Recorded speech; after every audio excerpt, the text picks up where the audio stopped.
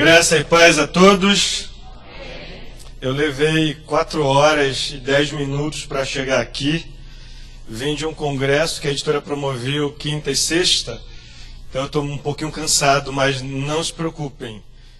Os que confiam no Senhor renovam suas forças. Bom, antes de começar a nossa palestra, vamos orar? Baixe sua cabeça, feche seus olhos. Ao tratar das coisas de Deus, nós entramos num território santo. E ao falar de qualquer coisa que se refira ao Senhor, devemos nos colocar diante dele com humildade, com mansidão, na certeza de que vamos tratar de coisa séria, da palavra do Senhor, e diante disso só nos cabe reverenciá-lo e pedir a ele sua graça e sua misericórdia e a direção do seu Espírito Santo. Pai Santo, Pai querido, Pai amado, obrigado, Senhor, por esta noite tão especial. Nós estamos aqui para ouvir Tua palavra. Que o Teu Espírito Santo fale conosco, fale ao nosso coração. Abre, Senhor, nossa mente, para que a Tua palavra seja exposta, para que transforme nossa vida, para que saiamos daqui com a certeza e a convicção de que o Senhor nos chamou para proclamar a Tua palavra e a Tua mensagem de salvação.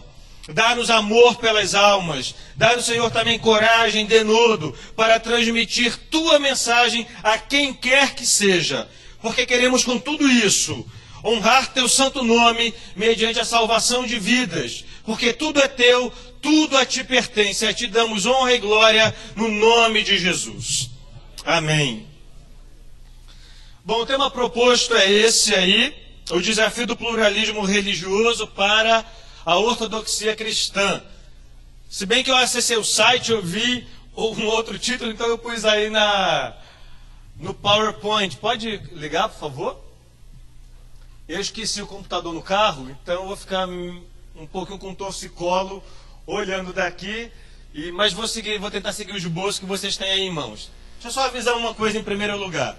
Antes que vocês tentem depois dizer que foi propaganda enganosa, eu já vou avisar. Eu não vou usar todo o esboço, tá? Então podem levar, podem usá-lo, mas eu não vou usá-lo na íntegra, tá bom? Mas acho que o que vamos tratar vai ser suficiente. Pode passar, por favor? Então nosso tema tem a ver com fé cristã e o universo religioso que nos cerca. Há muitas religiões, há muitos grupos religiosos no mundo inteiro. Isso porque a religião é um fenômeno fabuloso, porque está presente em todo o mundo, em todas as épocas. Qualquer que seja a cultura, sempre vai se achar um traço de religiosidade. As pessoas são, por natureza, religiosas. Pode passar? A religiosidade é, de fato, um fenômeno universal. E não devemos ter medo de estudar nenhuma religião e o fenômeno religioso de modo geral. O Brasil já está habituado a isso. Eu já estou correndo com o esboço. Então pode deixar ele aí, não tem problema não. O Brasil é um país que respira religiosidade, como o mundo respira religiosidade. O brasileiro convive com as diversas formas de religiosidade. Vocês já estão habituados a ver a Umbanda está presente no Brasil de forma forte, o candomblé, o kardecismo, o catolicismo romano. A fé evangélica hoje, ela é muito presente em todo o território nacional. Há cidades que são tipicamente evangélicas, mas ao lado dessa fé há muitas outras. E a grande questão é como conviver com essa gente. Qual deve ser a nossa posição? Hoje nós vivemos uma mentalidade que determina o seguinte: não mexa com a fé alheia. Cada um tem a sua. Então a fé virou nada mais do que assunto de foro íntimo. Portanto, cada um tem a sua verdade, cada um tem a sua fé e não se intrometa na fé alheia. Infelizmente, há muitos cristãos que se deixam levar por essa mentalidade. E o fervor missionário, o fervor evangelístico já se dissipou há muito de muitas igrejas. Devido a essa mentalidade de que respeito significa ficar calado diante do erro alheio. Respeito significa se calar diante do outro. Respeitar significa, para alguns, ficar quieto no seu canto, guardando a verdade sem se intrometer na fé alheia. Será que é assim que nós devemos nos comportar? Será que foi para isso que nós fomos chamados? Então, como crente evangélico no Brasil deve lidar com o fenômeno religioso tão presente? Só quero lembrar que a academia descobriu o fenômeno religioso. Já descobriu há muito tempo, eu sei disso. Mas no Brasil virou febre e moda os cursos de ciência da religião.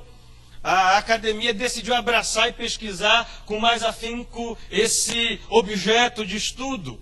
Antigamente ele era desprezado, hoje não. Hoje pululam por aí cursos em de ciências da religião e os bons e os ruins estão todos aí. Todo mundo quer dar palpite sobre o assunto.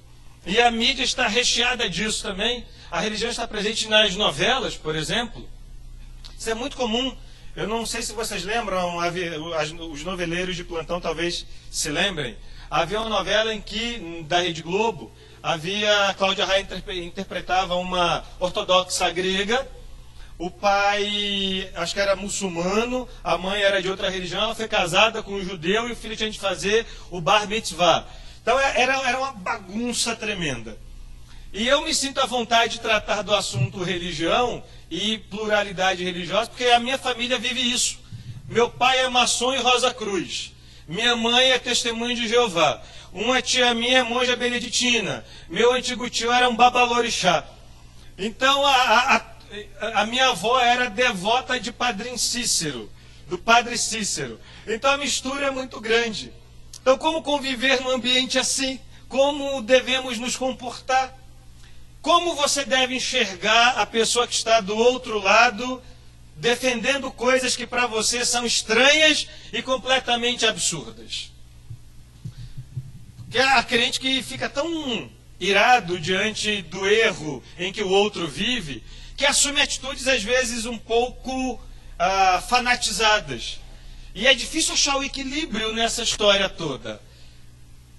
Onde está o ponto de equilíbrio na nossa relação com o outro religioso que defende coisas que para nós são absurdas à luz das Escrituras, são heréticas até mesmo e vão conduzi-las de fato ao inferno? Como o cristão deve se posicionar? Bom, eu escolhi então 2 casos para abordar essa questão. O encontro de Paulo com os atenienses e o encontro de Jesus com a mulher samaritana. Então abra aí sua Bíblia em Atos capítulo 17. Eu gosto muito de ler essa passagem. Atos 17, começando com o versículo 16.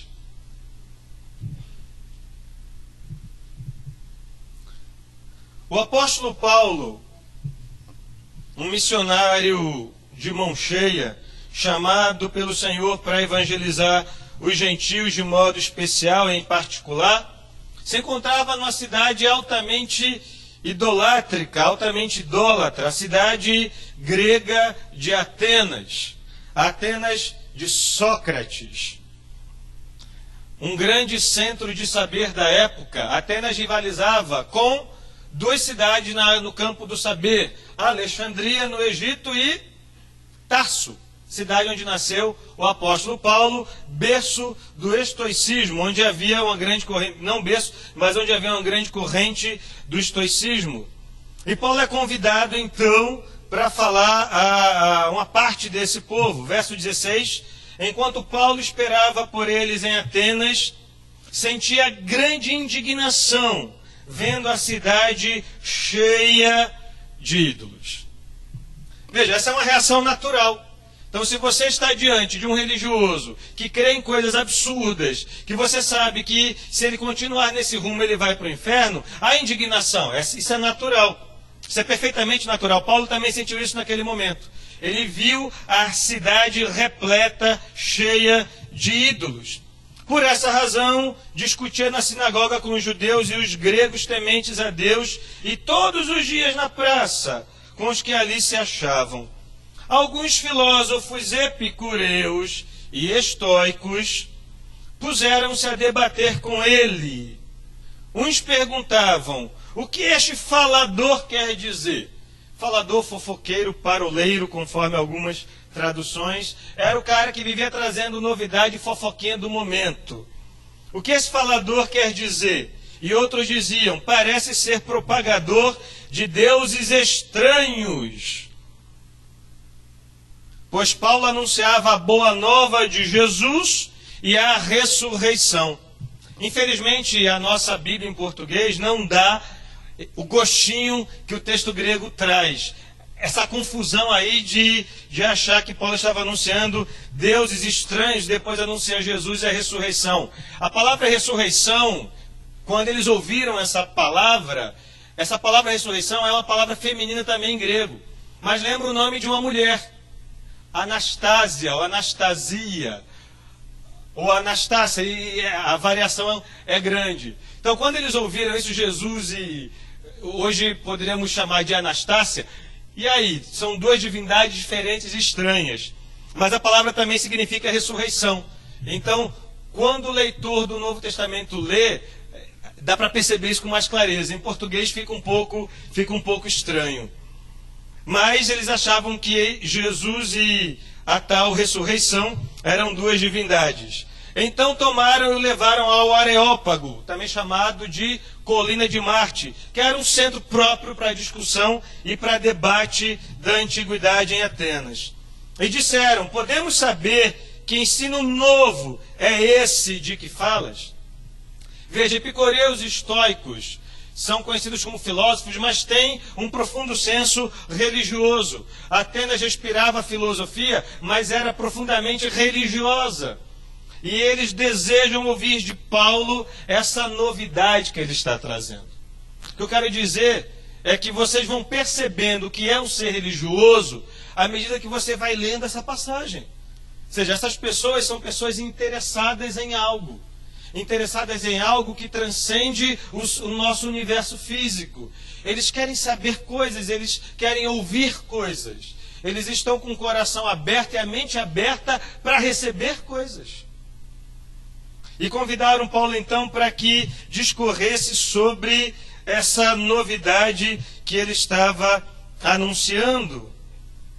Diz o texto: todos os atenienses, como também os estrangeiros que ali residiam, no verso 21, não tinham outro interesse a não ser contar ou ouvir a última novidade. Então começa o discurso de Paulo, verso 22. Então Paulo ficou de pé no meio do Areópago e disse: homens atenienses, em tudo vejo que sois excepcionalmente religiosos. Alguns comentadores bíblicos chegam a dizer que Paulo está usando aqui uma figura de linguagem chamada ironia. Eu discordo abertamente.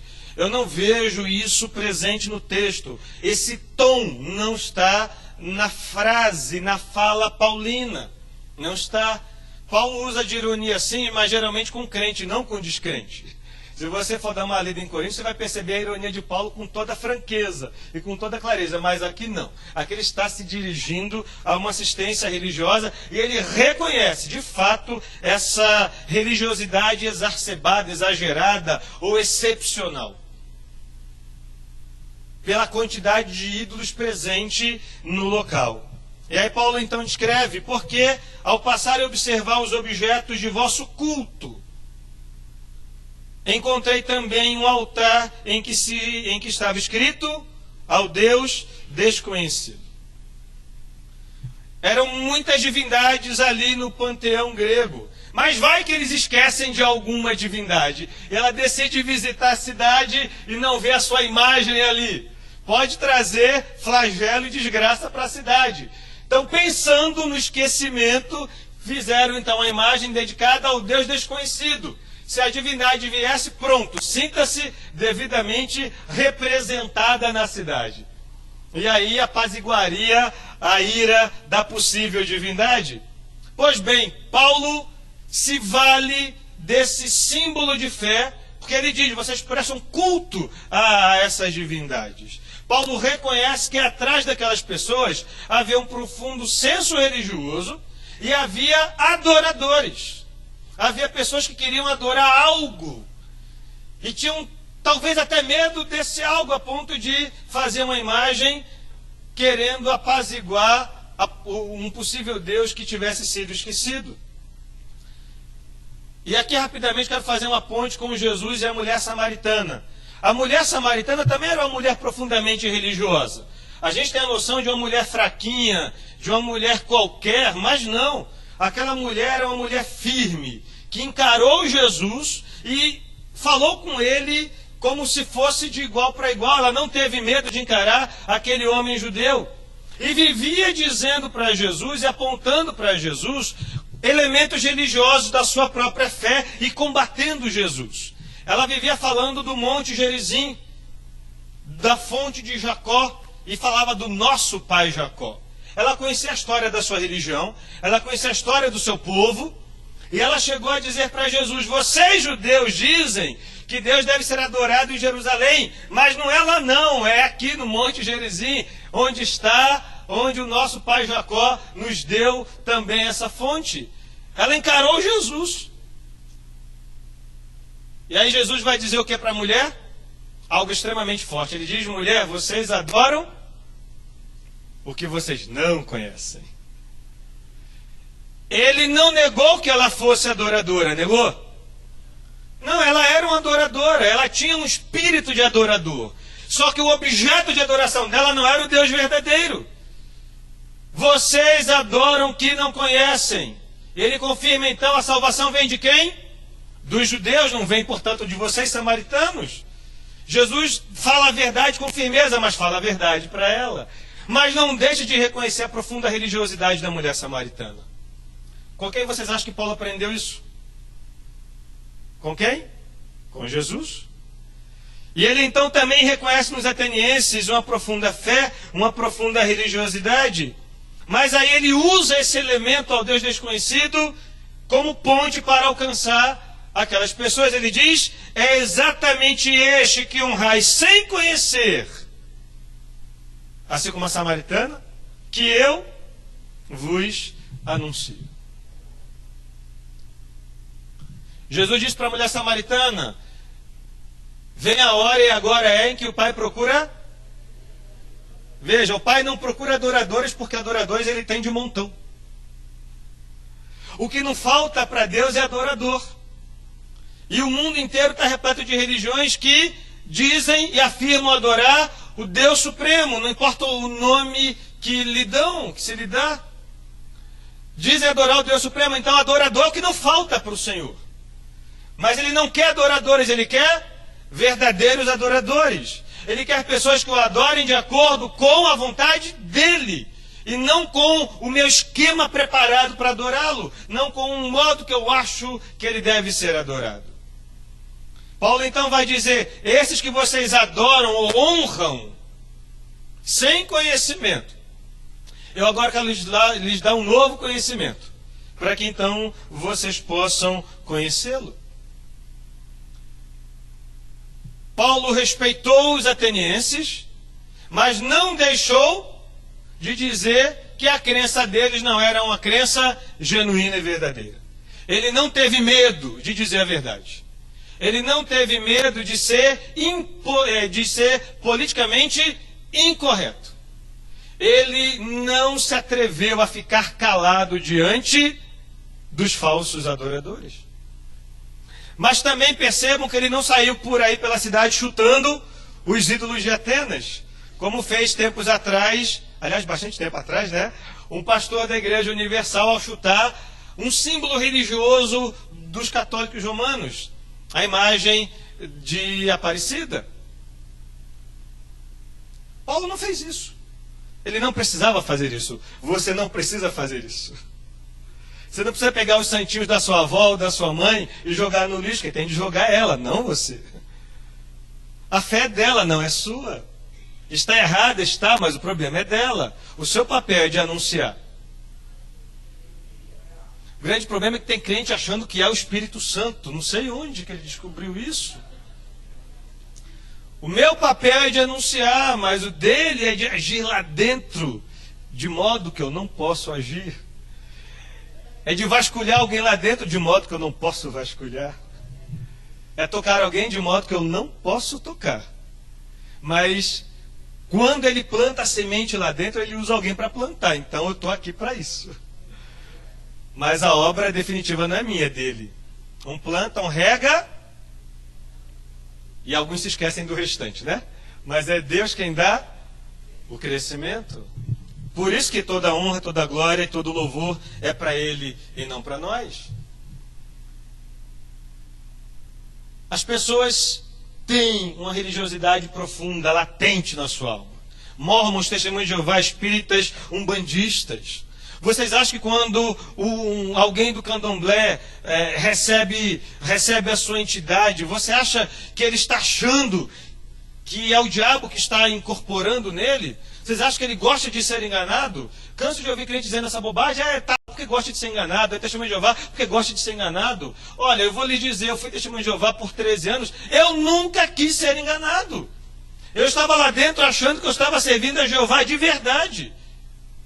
Eu trabalhava de casa em casa, podia ser por medo às vezes, mas eu tinha prazer em fazer a vontade dele. Porque eu queria agradar o soberano universal. Havia uma fé aqui dentro profundamente forte. Mal direcionada, mal dirigida, é verdade. Equivocada, é verdade. Mas havia isso aqui dentro. Ninguém pode negar e roubar isso de mim. Você não pode negar isso para um testemunho de Jeová, para um mormon. Você tem de perceber que atrás daquela pessoa profundamente errada e equivocada, tem gente, tem alma ali dentro.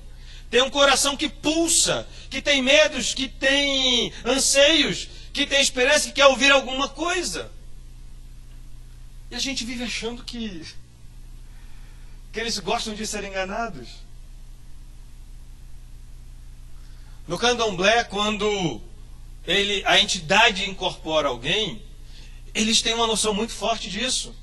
Eles acreditam que no passado, os dois mundos que interligavam o universo se separaram. O mundo do céu e o mundo da terra, o mundo de Orum e o mundo do Ayé. E aí, por uma razão qualquer, houve um racha nesse mundo. E o desejo deles é unir novamente o mundo de lá, o mundo espiritual com o mundo físico.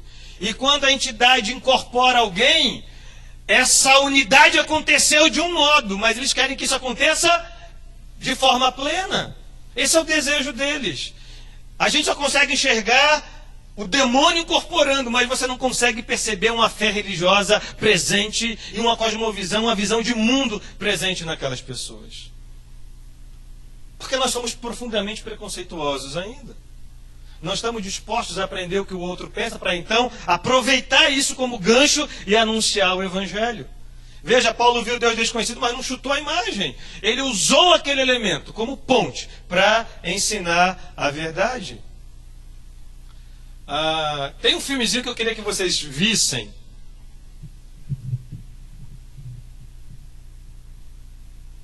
Isso, vamos ver se vai dar para assistir. Pode parar aí um instantinho, por favor. Alguém que já assistiu o filme A Cor Púrpura? Levante a mão, por favor.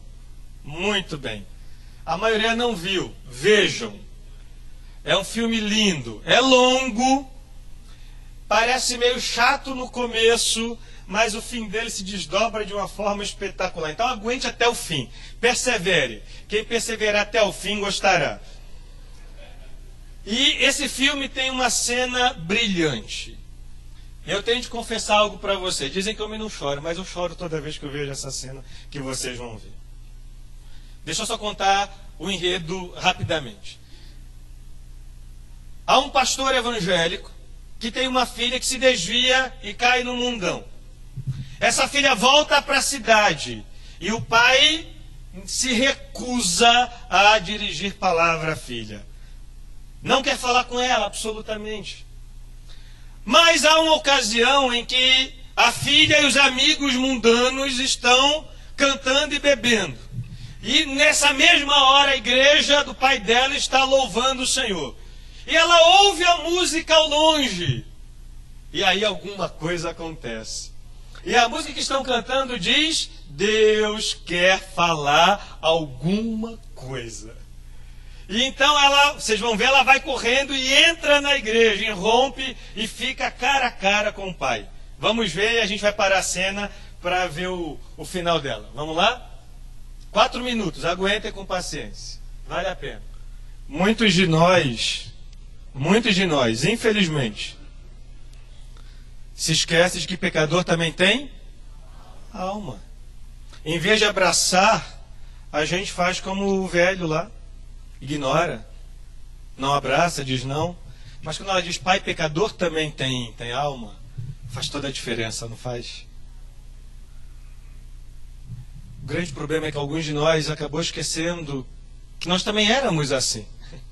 Perdidos, jogados no lamaçal do pecado. Eu tenho certeza que se dependesse de você, você não estaria hoje aqui. Se dependesse de mim, eu estaria hoje na minha família, lá no Salão do Reino.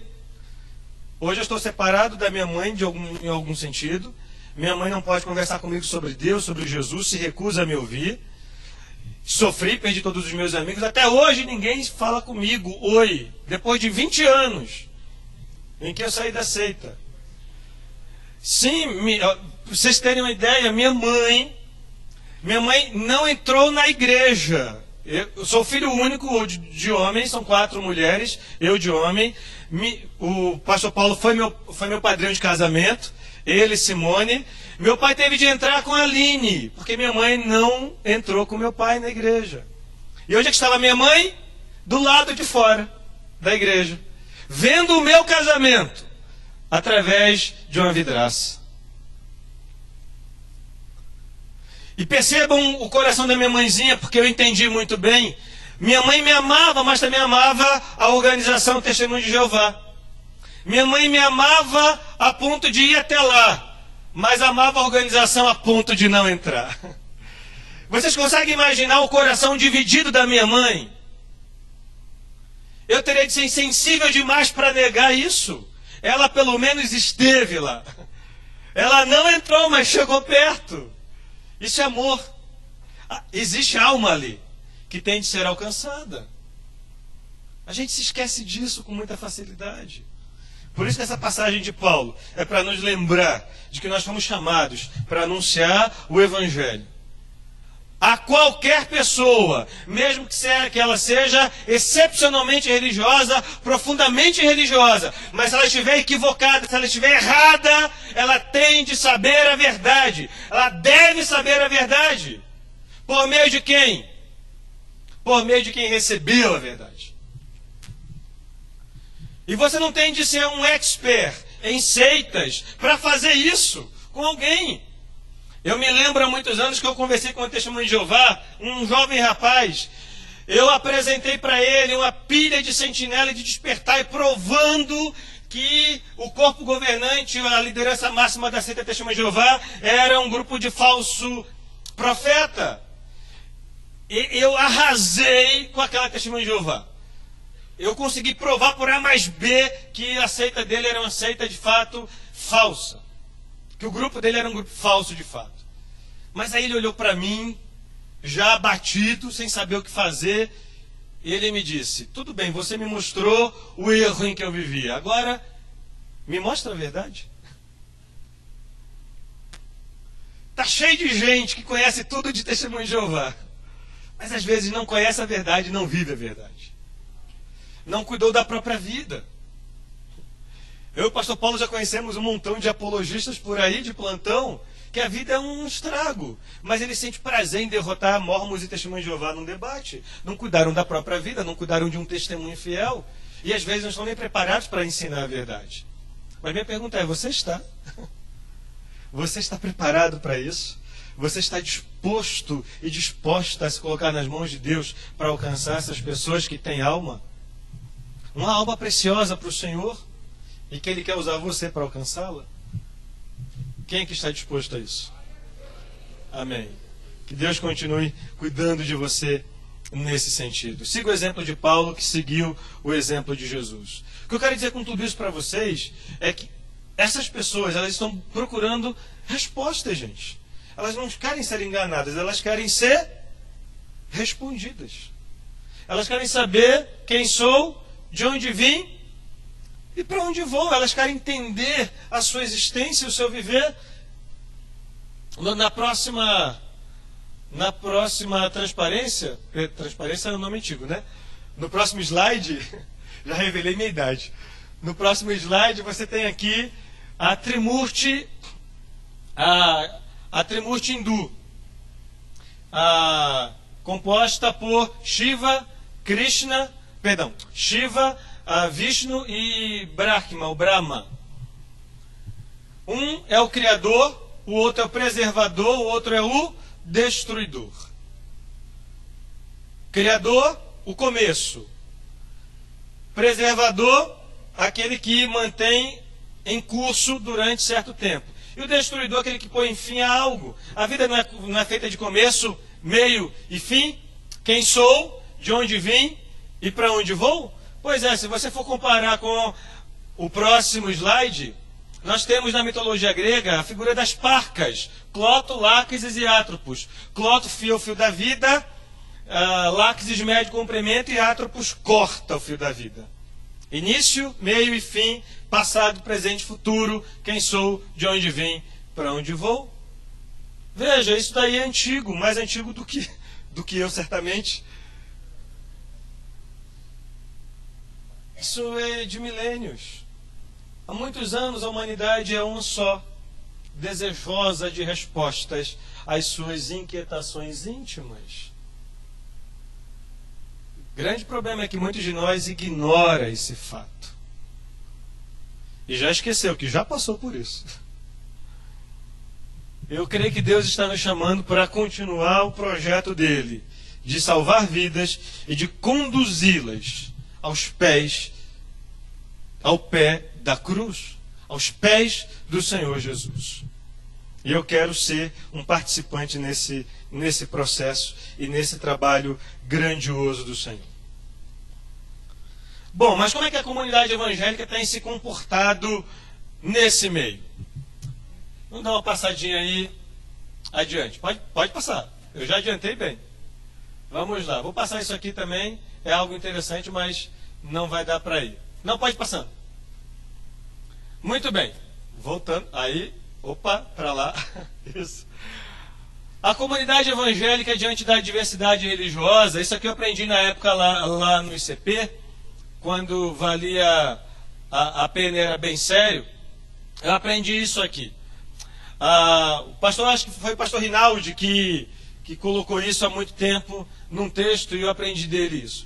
A comunidade evangélica se comporta desse modo.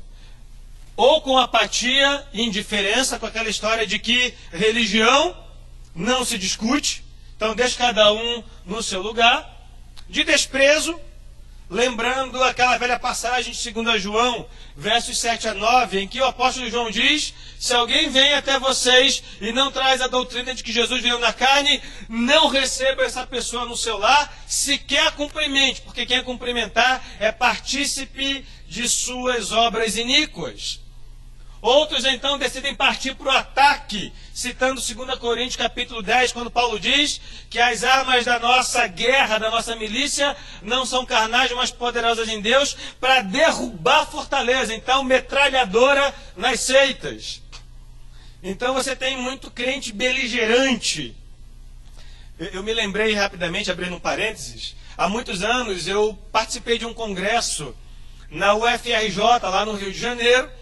Era um movimento ecumênico de religiões e todo mundo falava de paz e amor. E no último dia chamaram um grupo evangélico para cantar. Então todo mundo falava de paz e amor e o grupo evangélico foi cantar. E escolheram uma música para cantar, para transmitir uma mensagem da fé evangélica. O que é que eles cantam? Persegui os inimigos e os alcancei. Os consumi e os atravessei. Eles caíram e nunca mais se levantaram. Meu Deus, os caras perderam a noção do ridículo. Perderam a chance de cantar algo que honrasse o Senhor e falasse do amor de Deus ao coração daquela gente. Vou falar de guerra quando todo mundo falou de amor. Sem comentários. Condescendência, esse é um outro meio muito presente hoje na igreja evangélica. Eu faço questão de ler isso com vocês. Abram em Apocalipse, capítulo 2. Apocalipse, capítulo 2. Esse texto é para você que acha que chegou na igreja perfeita.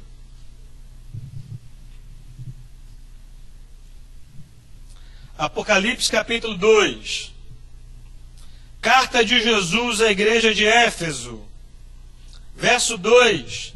Conheço tuas obras, teu trabalho e tua perseverança. Sei que não suportas os maus e que puseste à prova os que dizem apóstolos, mas não são. E descobriste que são mentirosos. Veja, a igreja de Éfeso é uma igreja que todo mundo lembra que ela tinha um defeito. E o defeito foi, ela perdeu o primeiro amor. Mas nem tudo de ruim havia em Éfeso. Vejam só o que Jesus diz aqui. A igreja de Éfeso era uma igreja com o dom do discernimento espiritual. Era comum pregadores itinerantes naquela época, como também é hoje. Chegavam alguns se dizendo apóstolos, mas não eram. E eles testavam o camarada para saber se eles eram aquilo que diziam ser. E quando eles viram que não eram, descobriram que ele era mentiroso. Eles não eram um rebanho conivente com a mentira e com o erro. Veja o verso 3. Tens perseverado e sofreste por causa do meu nome e não te desanimaste. Tenho contra ti, porém, o fato de que deixaste o teu primeiro amor. Isso era o que ela tinha, que não tinha a favor. E disse, mas veja o verso 6. Mas tens a teu favor que odeias as obras dos nicolaítas, as quais eu também odeio. Os nicolaítas eram um grupo sectário presente em algumas igrejas que disseminavam ideias. Quem são os nicolaítas? De onde vieram? Só Deus sabe. Existem algumas suposições, mas nada certo ainda sobre a origem dos nicolaítas. Mas tem uma coisa que eu tenho certeza e você também vai ter. Se Jesus disse que odiava os nicolaítas, boa coisa eles não eram. Basta saber isso. E basta. Se Jesus os odiava, era porque ele tinha razão para isso e porque eles não eram sérios e deviam ser de fato rejeitados. E Éfeso se manteve fiel diante dos nicolaítas. Isso é bom, não é? Se as igrejas de hoje fizessem isso, nós não teríamos esse vendaval de heresias propagadas por aí por falsos pregadores, ou pregadores talvez bem intencionados, mas completamente, vou usar um termo que já falou o apóstolo Paulo, o pastor Paulo gosta de usar, é um bando de pilantra que gosta, que vive por aí ensinando o que não deve. O Monsanto diria um bando de aloprados. Monsanto é aquele deputado que não se elegeu, que odiava o Lula. Se você é a favor dele, tudo bem. É só para dar um exemplo. Agora veja a igreja de Pérgamo. Verso 13 do capítulo 2. Sei onde habitas, onde está o trono de Satanás, mas conservas o teu nome e não negaste a minha fé, mesmo nos dias de Antipas, minha fiel testemunha, que foi morto entre vós, onde Satanás habita.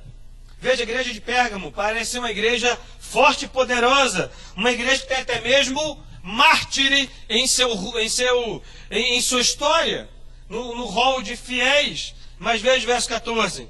Entretanto, tenho algumas coisas contra ti, porque tens aí os que seguem a doutrina de Balaão, que ensinou Balaque a fazer os filhos de Israel pecarem, induzindo-os a comer das coisas sacrificadas a ídolos e a se prostituírem. Assim também tens alguns que, de igual modo, seguem a doutrina dos nicolaítas.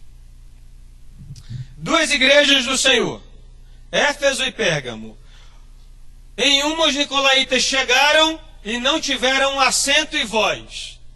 Em outros, nicolaítas chegaram e fizeram a festa.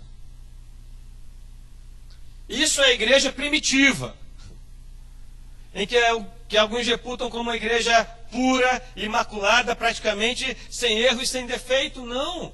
Qualquer igreja é passível de sofrer esse mal, de ter em seu meio pessoas ensinando o que não deve. A questão é como nós devemos nos comportar diante disso. Isso também é pluralismo religioso, ideias religiosas adversas e contrárias à nossa fé. Próxima parte, então, nós temos como nos comportar diante do pluralismo religioso. Eu vou responder essa pergunta dizendo a vocês. A resposta a essa pergunta depende de uma pergunta decisiva. Quem é o nosso interlocutor religioso? O modo como vamos nos comportar vai depender da resposta a essa pergunta. Quem é aquele com quem estamos lidando e tratando? Vamos ver. Em primeiro lugar, existe uma classe de pessoas chamadas sinceras. Temos de reconhecer isso. Jesus vai dizer lá em João 16:2, chegará tempo que alguns vão matar vocês. Um ato brusco e um ato horrendo. Mas ele vai dizer, pensando que estão fazendo um serviço a Deus. Prestando que estão cultuando a Deus. Veja, matar alguém em nome da fé é um ato extremo de demonstrar religiosidade. Mas é um ato de fé. Extremado, mas é. O apóstolo Paulo, o que é que ele fez? O que é que ele confessa em suas cartas? Eu persegui a igreja de Deus. Quem estava lá no martírio de Estevão? Ele. Paulo era um homem profundamente religioso, mas temos de lembrar que sinceridade só não basta. Romanos 10, Paulo fala dos israelitas dizendo, eu lhes dou testemunho de que eles têm zelo de Deus. Você acha que um testemunho de Jeová não tem zelo por Jeová? Tem. Tem medo, mas também tem zelo. Você acha que um mórmon não tem zelo pelo Pai Celestial, como eles chamam? Bastante vezes, e muitas vezes? Tem. Tem zelo de Deus. Mas sinceridade só não basta.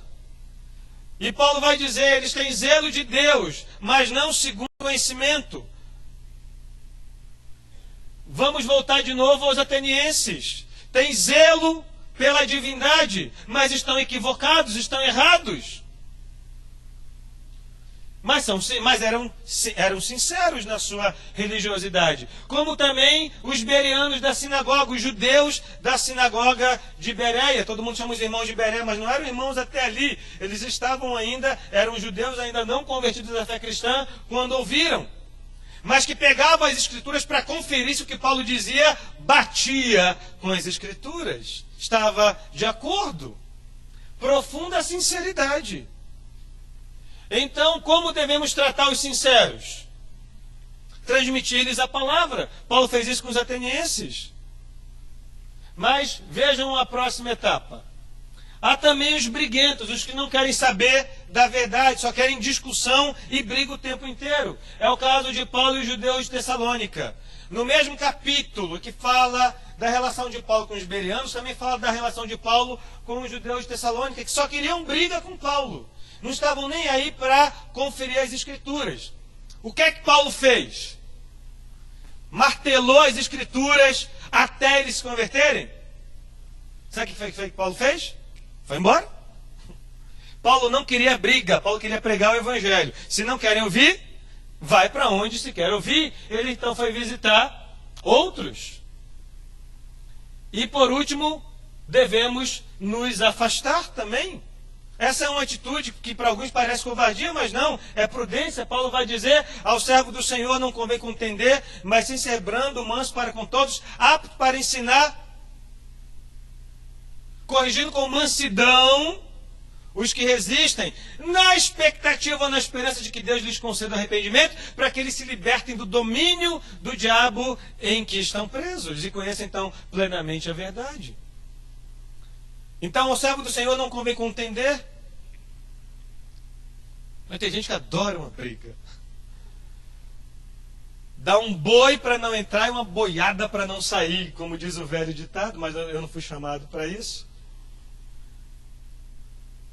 Vejam, se você for lá em Atos 17, for terminar de ler a passagem dos atenienses, vocês vão perceber uma coisa interessante ali. Vai lá, Atos 17. Vamos voltar. Depois que Paulo continuou seu sermão, ele falou algo que chocou os atenienses.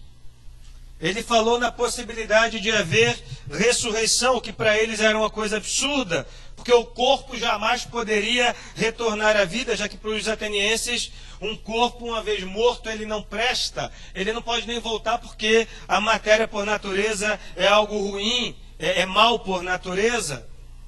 E então veja o que foi que aconteceu. Verso 32. Mas quando ouviram falar em ressurreição dos mortos, qual foi a primeira reação? Uns zombaram e outros disseram: sobre isso te ouviremos em outra oportunidade. Outra vez. Veja, Atos capítulo 17 está aí. Uns zombaram.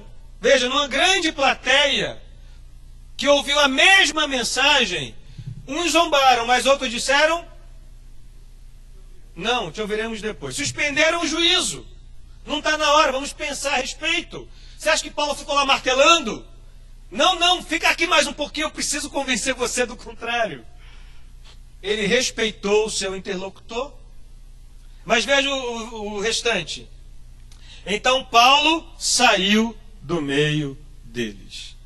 Paulo respeitou o seu interlocutor. E agora o verso 34. Todavia, alguns homens uniram-se a ele e creram, entre os quais Dionísio, membro do conselho do Areópago, uma mulher chamada Dâmaris, e com eles ainda outros. Glória a Deus por isso. Você vê? Paulo semeou a boa semente do Evangelho. Reação: uns zombaram, outros suspenderam o juízo para continuar ouvindo e decidiram pensar a respeito. E outros abraçaram a fé. É natural, é assim que acontece. Ao servo do Senhor não convém contender, sim ser brando, manso para com todos, apto para ensinar, paciente, com expectativa e esperança de que Deus conceda o arrependimento. Então não sofra, como diz o Bispo Macedo, não pare de sofrer por isso. Entregue nas mãos de Deus a salvação da sua mãe, do seu pai, das suas irmãs, dos seus irmãos, da sua sogra, do seu cunhado, do seu vizinho, do seu professor, do seu colega de trabalho. Entregue a Ele, porque é Ele quem faz a obra. Mas também não seja preguiçoso e preguiçosa. Diga: Senhor, estou aqui para falar a verdade. Me dá uma oportunidade, que ela se apresente e não perca. Quando ela chegar, agarre. Mas se seu interlocutor disser: eu não quero ouvir, respeite. Se quiser zombar e brigar, não brigue. E se quiser ouvir, traga para a Igreja Cristã da Trindade. Fale do Senhor Jesus ali, conduza a sua igreja, mas não deixe, não perca a oportunidade. E para terminar, o último grupo. Você tem os sinceros, mal direcionados. Temos também os briguentos. Mas há um terceiro grupo que é perigosíssimo, é o pior de todos. É o grupo dos falsos profetas, dos falsos mestres, dos falsos irmãos. Paulo vai dizer lá em Atos capítulo 28. Capítulo 20. É 20 que eu pus aí? Isso, 20, 28 a 30. Vão entrar, e ele dizendo aos presbíteros da igreja de Éfeso: vão entrar no meio de vocês lobos vorazes. Mas o pior ele diz depois: e entre vocês mesmos surgirão homens querendo atrair os discípulos para si. Ele termina dizendo para eles: vigiai.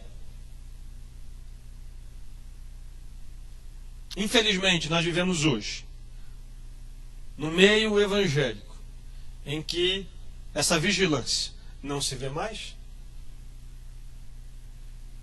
Hoje você vê ovelhas aceitando que os seus pastores digam coisas que não estão nas Escrituras. Admitem práticas que não fazem sentido. Basta pegar o Evangélicos em Crise e o Supercrente que vocês vão ver tudo isso. Pastor urinando de helicóptero para demarcar território. Pastor vendendo óleo ungido para que as irmãs passem nas nádegas, para que os maridos só olhem para as nádegas delas e não para as nádegas alheias. É bom trabalhar com edição de texto, que a gente escolhe as palavras certas para não causar espanto. Mas o que causa espanto não seria nem se eu usasse uma palavra chula, é mais o que eles fazem. Isso ofende muito mais do que usar uma palavra difícil. Só a misericórdia. E às vezes o fogo.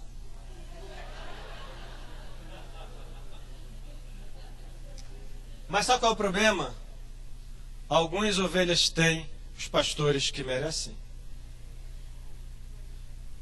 E alguns pastores, infelizmente, caíram no que caíram porque se sentem pressionados por uma congregação sedenta de novidade. Na igreja do vizinho a grama é muito melhor. O poder de Deus se manifesta com muita facilidade. Eu vou para lá. E aí o pastor, com medo de perder suas ovelhas e ver seu sustento indo embora, porque ele tem que sustentar a família, ele acaba cedendo à pressão de israelitas mesquinhos, avarentos, sedentos pelo Egito, sedentos por novidade. Eu tenho dó de alguns deles.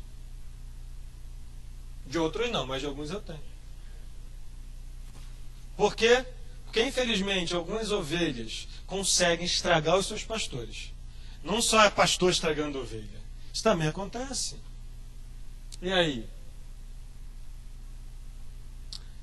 Diante de falsos mestres e de falsos profetas, de falsos irmãos, não tem saída. Diga não. Enxote o cabra da porta para fora. Se alguém vem entre vós e não diz a verdade, não traz o evangelho, nem o cumprimente, nada de bater papo com essa gente, mande embora. Se você o admoestou uma vez, duas vezes e ele não quer te ouvir, trate como se ele fosse um ímpio, um gentio. Veja, as escrituras têm palavras duras para isso. Mas a gente tem medo, está cheio de crente covarde, de pastor covarde. A covardia parece que ainda faz parte de alguns. Eu não vejo isso em Jesus, que olha para a samaritana e diz: você adora o que você não conhece. Em que ele se dirige para Pedro quando diz o que não devia e diz: vai para trás de mim, Satanás. Em que eu vejo o apóstolo Pedro, depois, aprendendo a mesma lição de Jesus, o apóstolo Paulo, enfrenta o apóstolo Pedro, enfrenta Barnabé e diz: vocês são hipócritas, fingindo que não são. E a gente não tem mais esse espírito presente no nosso meio. E quando ele existe, chamam essa pessoa de fanática, de brigão, de briguento. Quantas vezes o pastor Paulo não foi chamado disso? Eu me lembro que há muito tempo disseram para ele diz isso porque ele não cuida de igreja. Então que Deus então deu uma igreja para ele, que eu quero ver se a igreja vai crescer. Onde é que está aquele pessoal que eu não sei? A igreja cresceu, gente. Eu vi essa igreja começar, um grupinho de 6 pessoas, 7, era menos de 10. Se reuniu na Escola Superior de Teologia Evangélica, 1997. Foi isso? Foi esse o ano? 97. Uma capelinha pequenininha, eu era professor nesse seminário. E a turma ia lá. 6 pessoas, 7, nem 10. E hoje essa igreja aqui é grande, enorme. Para que a sua igreja cresça, você não tente se vender para o diabo nem para a mentira dos falsos irmãos. Uma igreja pode crescer quando ela está embasada na verdade.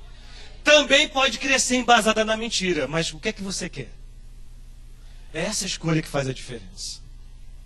O que eu quero dizer é que firmeza doutrinária, firmeza e constância cristã também produzem resultados. E muito melhor porque isso honra o nome do Senhor, produz salvação de vidas e conduz todos ao pé do Senhor Jesus. É o que você quer? É o que eu quero, e vamos orar para que Deus nos mantenha assim. Vamos orar? Senhor, abençoa a tua igreja, abençoa o teu povo. Senhor, retira de nós o espírito de covardia, de medo. Senhor, não nos deixe ser vencidos pelos falsos mestres, falsos irmãos. Senhor, nos dá coragem para dizer não ao erro, não ao mal. Que fiquemos do lado da verdade, do lado do teu lado, do lado de teu filho amado, do lado do Espírito da verdade. Que possamos, Senhor, ser achados diante de Ti como pessoas que abraçaram a Tua causa, batalharam pela fé, uma vez por todas entregue aos santos. Mas também, Senhor, ache em mim, ache em nós, verdadeiros adoradores, que não guardam a verdadeira mensagem, mas que partilham isso com aqueles que querem e precisam ouvir. Mas que para os sinceros pregam a verdade, para os que zombam, deixam-nos de lado, e para os que querem brigar, os desprezam, mas para aqueles que querem ouvir, estão ali para transmitir a Tua mensagem. Senhor, fortalece o Teu povo, fortalece a Tua igreja. Dá a esta igreja, ao teu povo aqui reunido, fortaleza espiritual, firmeza na fé, na graça e no conhecimento do Senhor Jesus. Que a tua palavra habite em mim, habite em cada um de nós. E que teu Espírito Santo nos encha de poder, de força, para continuar a trilhar o caminho da vida. Louvar teu santo nome em palavras e em atos. Te honrar com a verdade, em espírito e em verdade, pois é assim que o Senhor quer me achar e nos achar no nome de Jesus. Amém.